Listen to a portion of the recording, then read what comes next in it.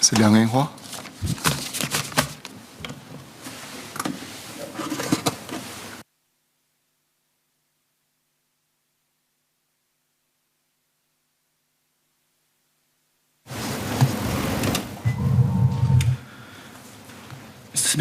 Mr. Speaker, sir, following the budget statement on 18th of February, we have watched with grave concerns tragic developments in Ukraine.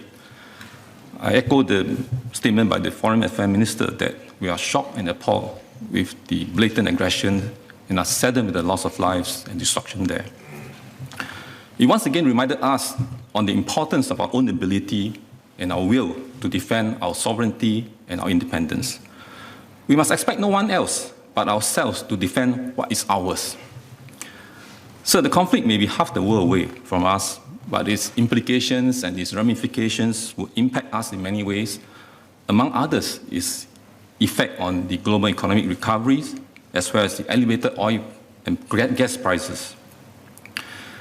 Can I ask the Finance Minister for an update, notwithstanding what the Foreign Affairs Minister's statements, as to whether the Ukraine situation would have a bearing on the budget that he delivered on 18th of February, and also what other implication or impact that will be for our economy. So now my take on the budget. Social compact is not a new concept to us. It has always been our underpinning core values of the government, manifested in many of our policy formulations, and it's a vision that galvanizes us as a nation and unite us in our commitment to care for each other. Yet, after listening to the Finance Minister's budget statement speech, the meaning of social compact took on a refreshed and more tangible feel, and operationalized versions of sorts or more realizable. Over the last decade, countries and democracy around the world, including Singapore's, have been grappling with three deep-seated issues. Firstly, the widening income and wealth inequality brought about by globalizations and the proliferations of knowledge-based economy. Secondly, the stagnation of very slow wage growth for our lower wage workers. Thirdly, climate change crisis. How do we manage the pace and the trade-off to pivot to a low or net zero carbon society? Budget 2022 will stand out for how we have made decisive and bold moves to tackle this issue head-on and to build a fair, inclusive, and sustainable society. Let me start with the tax changes announced. In the budget, we saw significant increases in the income tax rate, as well as the wealth taxes, the property tax, luxurious car, ARF. These increases will bring in additional revenue of $600 million for the government. Not quite a needle-moving number that can pay for the projected rise in expenditure due to its narrow base. But it helps to steepen the overall progressivity of our tax structure and towards a fairer system. Corporate tax changes are also expected to come next. The 2 percentage point increase in GST will happen in 2023 and 2024 in 1 percentage point step each. And coupled with this increase will be the massive upsized $6.6 billion assurance package to cushion the impact of the GST increase. The GST increase and the upsized assurance package put together actually further enhance the overall progressivity of our tax structure. And this is because the assurance package will have more than adequate payouts and rebates to cover at least 5 years of additional GST expenses for the majority of Singaporean households and about 10 years for the lower income household. The existing permanent GST voucher scheme will also be enhanced to provide continuing offsets for the GST expenses of the lower to middle income household and retirees households. On the other hand, the higher income and the wealthier will pay more GST, especially with the 2 percentage point increase, as they tend to be bigger, higher spenders, bigger consumers, and hence will contribute more to GST. So over the last decade, we have been adding more social support features into our social security structure, which has helped improve the progressivity of the overall system, such as the workfare for the low-wage workers, which in essence is a negative tax. Silver support scheme, which targets Singaporeans in the lower 20% in terms of lifelong income. Higher permanent GST offsets targeted at lower incomes, seniors, and smaller housing types. Means-tested subsidies in public housings, healthcare, education, tilted in favor of lower income, and that majority of Singaporeans do not pay income taxes. Taken together, it attested to the system of social compact that we have always wanted, where the better off contribute more, and those with less contribute less and will receive more benefits and support to help them cope with life. In recent years, as income and wealth disparities continue to widen, the view that the better off should contribute more in taxes has gained traction. And it is heartening that in Singapore, we are also hearing calls from the high-income earners and those that are wealthy themselves. This reflects our values and mutual responsibility amongst ourselves as a society and as a nation. Of course, there's often this argument that says rising income or wealth taxes may diminish our competitiveness, or that wealth is mobile and can be easily moved to a jurisdiction with no or low taxes. Yes, we have to be watchful of this possibility, but we should also not underprice ourselves. Singapore has its very compelling proposition as a AAA-rated global hub, excellent infrastructures, deep and diverse talent pool, trusted and enforceable legal and regulatory structure, strong and stable government, among others. We are rated among the best places to live in the world, and we are a nation that is always passionate about excelling ourselves and constantly charting ahead and investing for a better future. And this is the Singapore premium. We cannot just count on low taxes or lower costs as a way to attract investments and talent. It is not sustainable. The significant moves on tax structure in Budget 2022 demonstrates our confidence and also our self-assuredness as to what Singapore can offer. We have to keep working on strengthening each of these fundamental propositions and not only safeguard, but also keep growing the value of this premium. So the other major move in this year's budgets is in the uplifting of income for the lower wage workers and to tackle inequality.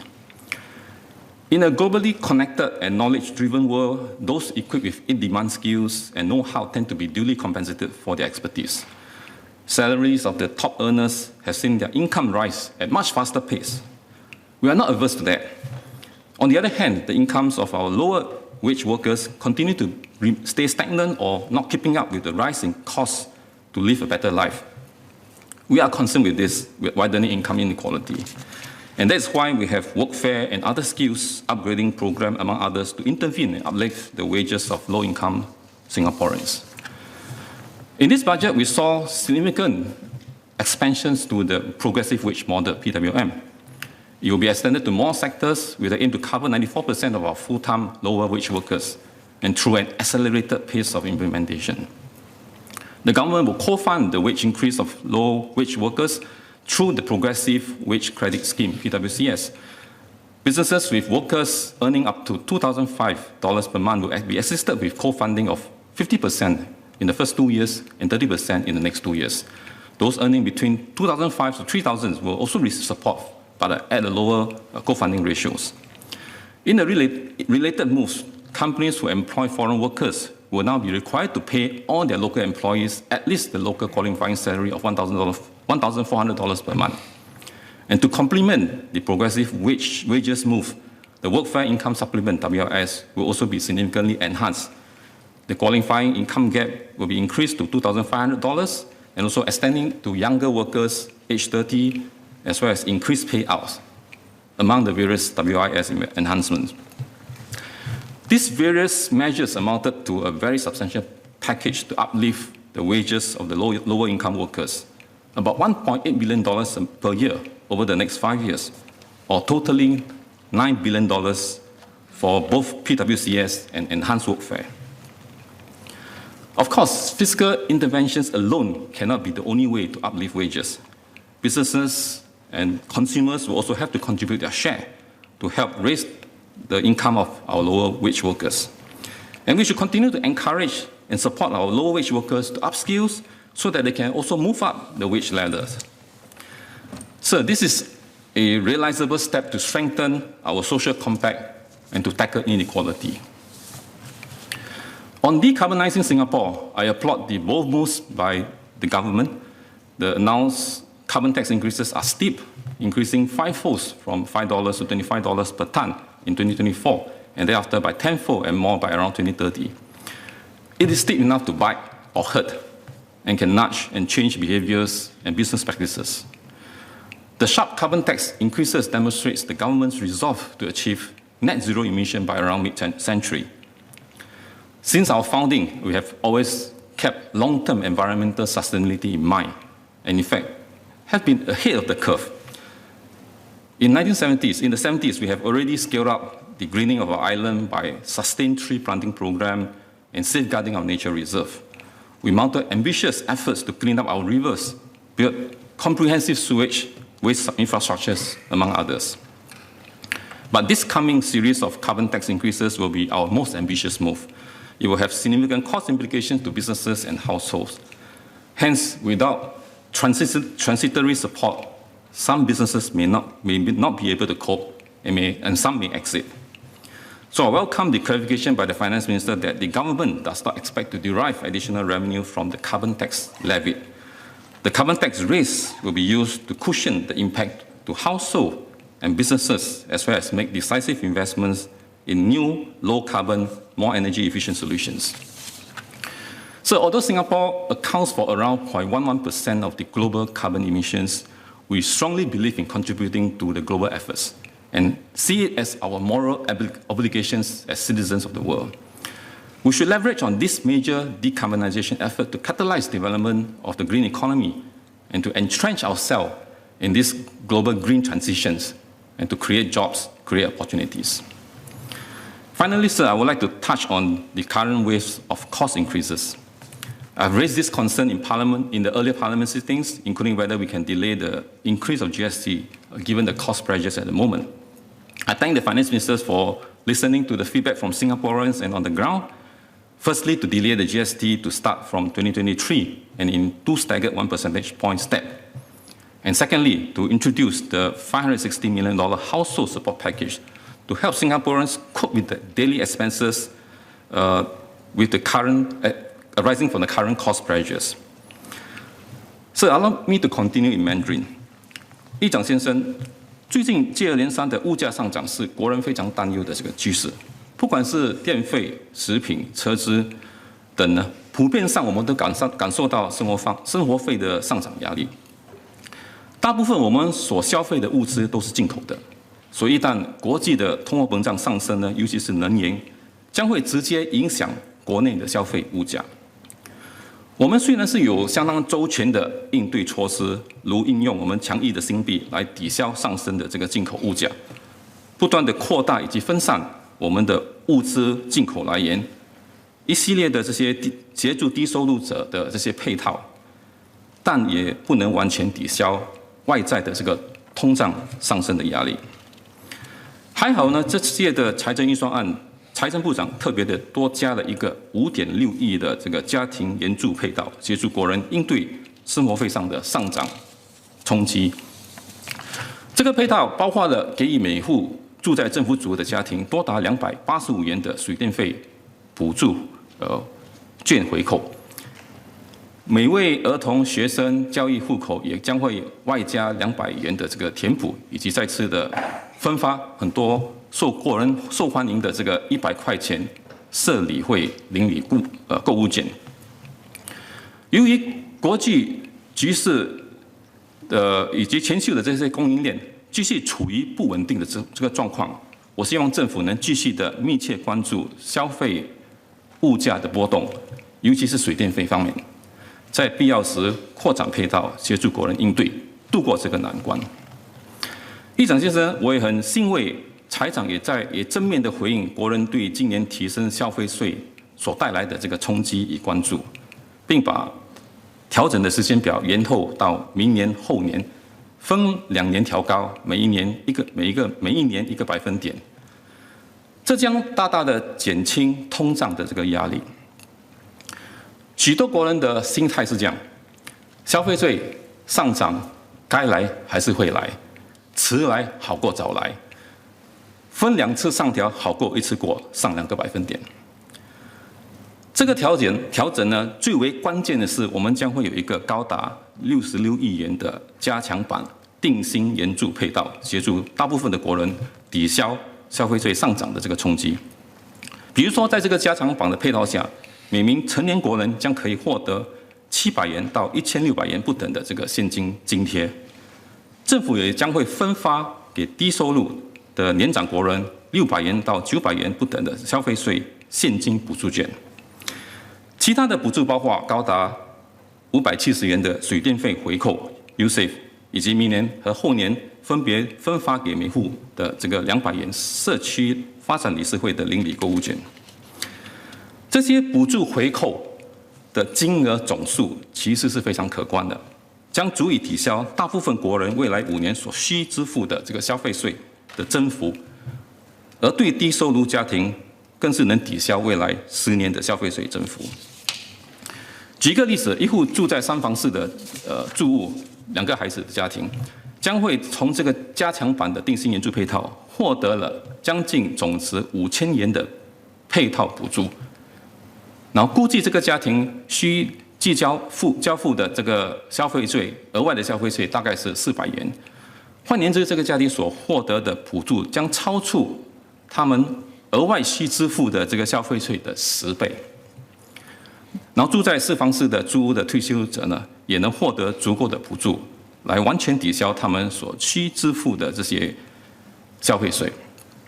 水电费方面，在这2个配套之下，1房和2房4将会获得高达平均8到10个月的回扣，3房4及4房4呢，则会获得4到6个月的回扣，而5房4也能获到3个月的这个回扣。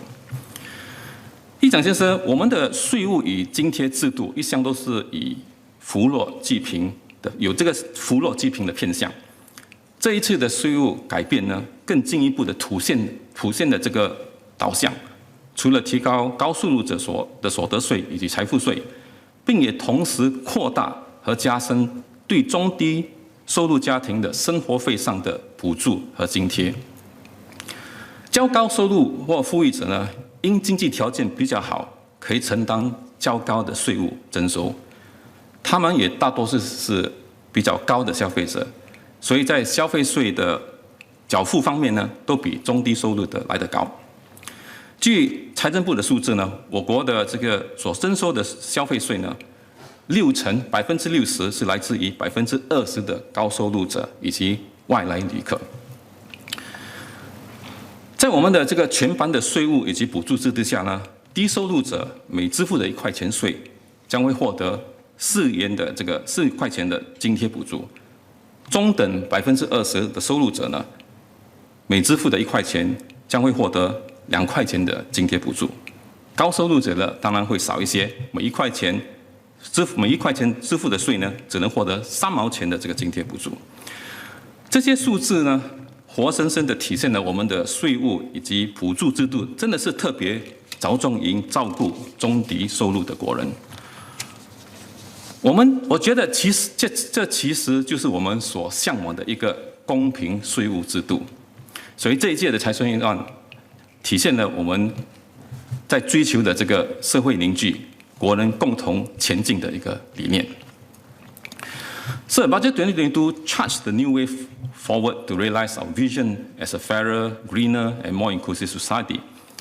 We want to level up our society, secure the well-being of our people, and at the same time, we need to grow our economy, create exciting future opportunities, and to build our best home. Every of the above that we want to do for the good of Singapore and for the good of people requires financial resources. It's meaningless to have big plans and big ideas, but does not come with sound and sustainable financial plan to fund them. We need to have a clear mind how we intend to charge the way forward, but at the same time, we also need to have a clear mind how we can find the means to pay for these new ways. Budget 2022 strengthened the foundations of our long-term funding plan, which is sustainable and fair, and it opens up further exciting possibility ahead for Singaporeans and Singapore. So I support the budget.